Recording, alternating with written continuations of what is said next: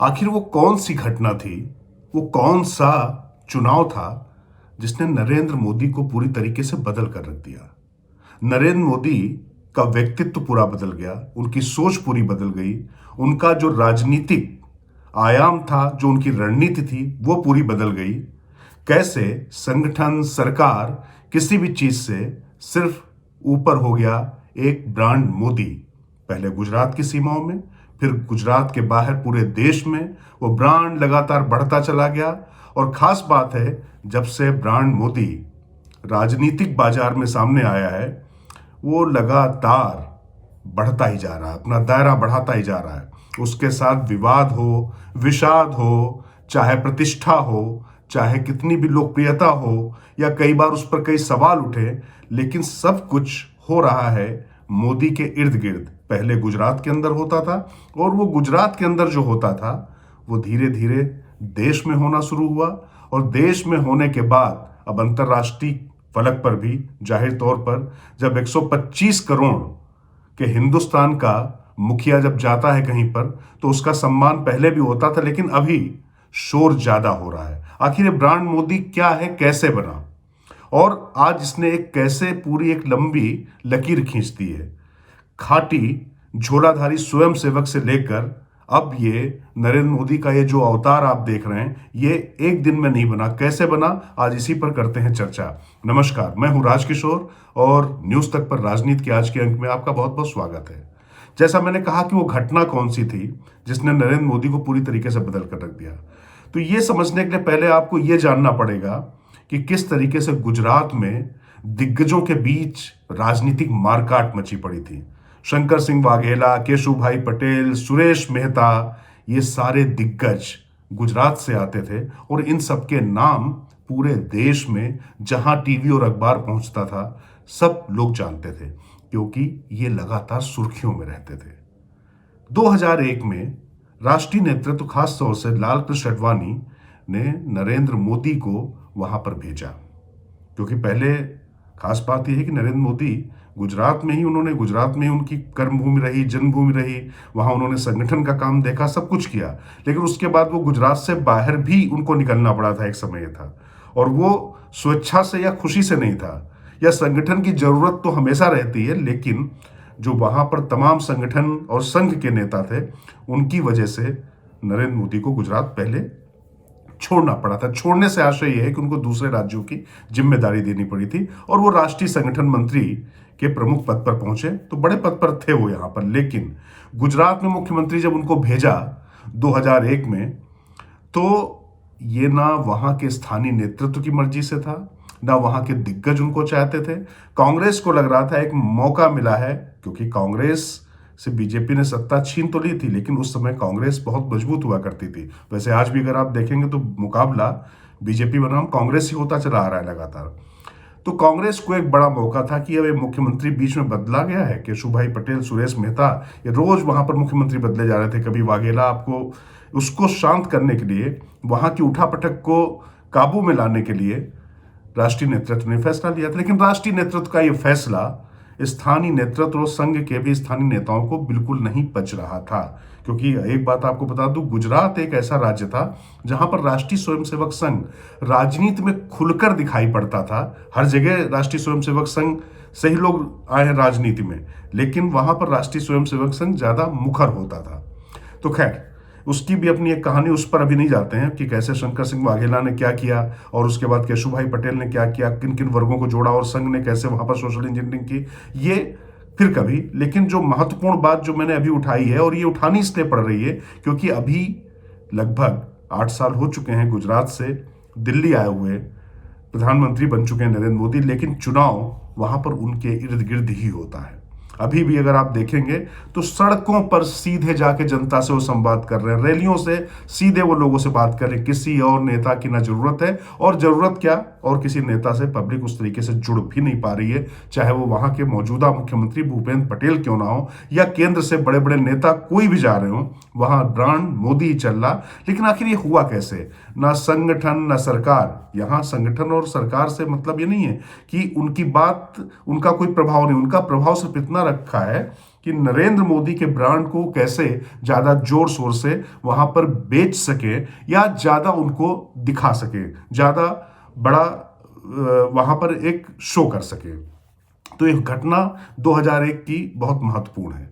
जब मोदी वहां पर आए तो वजूभाई वाला उस समय वहां पर फाइनेंस मिनिस्टर हुआ करते थे, तो उनकी सीट थी राजकोट 2, क्योंकि कांग्रेस की पूरी फिराक थी कि जैसे ही भी हो मुख्यमंत्री का जो चुनाव अगर नरेंद्र मोदी को हरा दिया जाए तो सरकार फिर से उनकी आ जाएगी और पूरी तरीके से बीजेपी दबाव में आ जाएगी। तो उनके लिए बहुत सुरक्षित सीट चुनी गई, राजकोट 2। इस सीट से वजूभाई वाला 98 में 1998 में लगभग 28,000 कुछ वोटों से जीते थे। पूरी ताकत बीजेपी ने लगाई वहां पर, राष्ट्रीय नेतृत्व को वहां पर अटल और अडवाणी जैसे दिग्गजों को वहां पर लगना पड़ा, क्योंकि जो वहां पे गुजरात के दूसरे दिग्गज थे वो किसी भी कीमत पे नरेंद्र मोदी को जीतने नहीं देना चाहते थे। इसका नतीजा यह हुआ कि नरेंद्र मोदी जीते तो ये सबसे सुरक्षित सीटों में से एक सीट होती थी, लेकिन अंतर जीत का हो गया 14,000। एक मुख्यमंत्री के लिए यह एक अपमान की बात थी कि जिस सीट से वहां के जो फाइनेंस मिनिस्टर वजूभाई वाला थे वो 28,000 वोटों से जीते हों, उनसे आधे मार्जिन से नरेंद्र मोदी जीत पाए, जबकि मुख्यमंत्री उस सीट से चुनाव लड़ रहा था। बस यही बात नरेंद्र मोदी ने धर ली। एक कुशल संगठन करता थे, वो जिद्दी भी थे, लगातार किसी भी मुद्दे पर लग जाते थे, लगे रहते थे। इसके बाद उन्होंने संगठन, सरकार सब ठीक है, लेकिन जनता से सीधे संवाद का एक अपना अभिनव प्रयास शुरू किया और इसका मौका भी उनको मिल गया। साबरमती एक्सप्रेस आ रही थी अयोध्या से, गोधरा का एक दुखद कांड हुआ। उस कांड के बाद पूरे प्रदेश में दंगे हुए और जिसको लेकर बहुत से आरोप प्रत्यारोप हुए, लेकिन अभी सारी चीज़ों का पटाक्षेप हो चुका है, न्यायालय की तरफ से भी हो चुका है, तमाम एसआईटी भी बैठी, सब कुछ बैठा। इन सब मसलों पर मुख्यमंत्री रहते नरेंद्र मोदी को एसआईटी के सामने भी उपस्थित होना पड़ा। और नरेंद्र मोदी की खूबी यही रही कि जितनी भी चुनौतियां थीं, जितनी भी कमजोरियां मानी जा रही थी, उन्हीं को उन्होंने अपना हथियार बनाया, कमजोरी को मजबूती बनाया, और जो उनके लिए माना जा रहा था कि नुकसानदेह है उसको अपना हथियार बना लिया। दंगे जिस तरीके गुजरात में हुए थे, प्रधानमंत्री अटल बिहारी वाजपेयी होते थे, उन्होंने राजधर्म तक की याद दिला दी थी, मोदी रहेंगे या नहीं रहेंगे ये सब बातें की जा रही थी, लेकिन जनता से जो मोदी के संवाद का जो तरीका था, हर चीज बोल कर नहीं की जाती, कुछ चीजें एक्ट से की जाती हैं और कुछ चीजें रणनीतिक तौर पर कम बोल कर भी कैसे उसका प्रभाव होता है, ये बात नरेंद्र मोदी भली बात समझ चुके थे।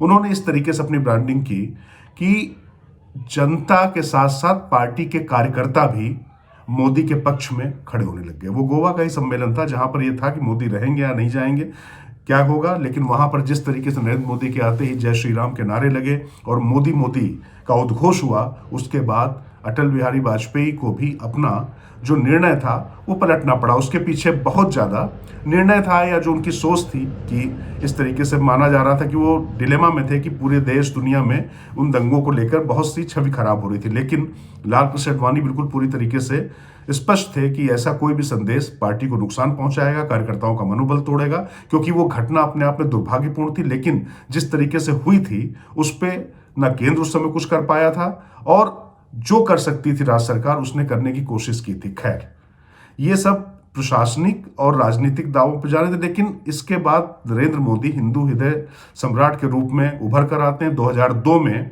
उनका चुनाव होता है और प्रचंड रूप से जीत कर आते हैं, और ये सत्ता से सत्ता हासिल करने का सबसे बड़ा प्रयोग था कि पहले संघर्ष से सत्ता नहीं थी नरेंद्र मोदी की, वो चुनावी राजनीति में पहली बार आए थे, लेकिन 2002 में जब वो चुनाव जीतते हैं उसके बाद से आप याद करिए मणिपुर जो विधानसभा सीट होती थी, वो कभी एक दिन प्रचार करने चले गए तो चले गए, कहते थे कि मेरा चुनाव तो जनता लड़ रही है, और वो चुनाव जनता उनको बहुत आराम से जिता देती थी, प्रचंड बहुमत से जिता देती थी।